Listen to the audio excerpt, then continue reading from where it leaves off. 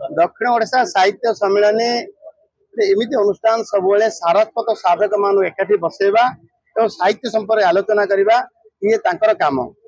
ये दंडपाणी महापात्र आज संपादक अच्छा सब ए कम सब ब्रती रहती से परिप्रेक्षी तांकर माटी कोदला ठार अनुष्ठित तांकर लिखित अष्ट दुर्ग ग्रंथ तार लोकार्पण है। आज ईश्वर मार्फत ईश्वर लोक ग्रंथ गोटे लोकार्पण है। चुना चुना स्वप्न गोटे ग्रंथ लोकार्पण है। बढ़िया लगिला साहित्य साहित्य सारस्वत साधक मानकर एभलिया मीटिंग मीटिंग सब जगह अनुष्ठित हो एवं साहित्य सब जी लोक कल्याण करे से साहित्य। आज दक्षिण ओडिशा साहित्य सम्मेलन जो अष्टदुर्गा साहित्य परिक्रमा पुस्तकटी लोकार्पित है। आमर कवि लेखक आम अंचल जड़े गौरव श्रीजुक्त दंडपाणी महापात्र महोदय हाथ में लिखित पुस्तकटी लोकार्पण है।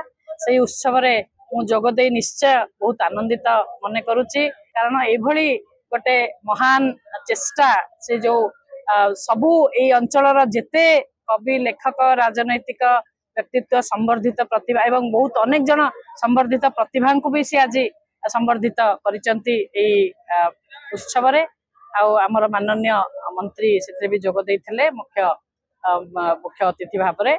तेणु मु निश्चित भाव निजक गौरवान्वित मन करुच्ची। वासुदेव मिश्र स्मृति स्मृति मते गोटे मते भी से संवर्धित करा जायछि।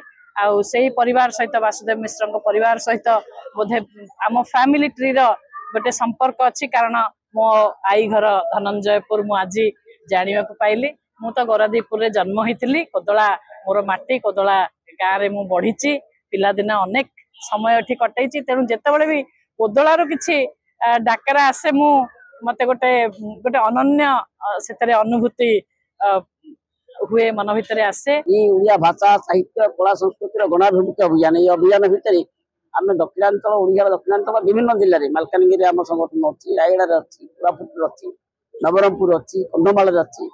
तेणु विभिन्न संगठन में विभिन्न जगह विभिन्न कार्यक्रम हुए आम वर्ष सारा। एबर कार्यक्रम हूँ अष्टदुर्ग साहित्य परिक्रमा ग्रंथ लोकार्पण है। उदला हूँ गोटे अष्टदुर्ग बाटी गोटे अंचल विशेष ये अंचल ऐतिह्य ये अंचल संस्कृति ये अंचल कवि सूर्य बलदेव रथ ये अंचल यदुमणि महापात्र ये अंचल बहु वासुदेव प्रहलाद एवं वासुदेव समदानी भाया विराट व्यक्तित्व तुमने ओडिया भाषा साहित्य संस्कृतिर उत्तुंग व्यक्तित्व अंचल जन्म होती माटी। तेणु ये माटी अधिवेशन हबार आवश्यकता थिला से आम ये अधिवेशन आरंभ कर।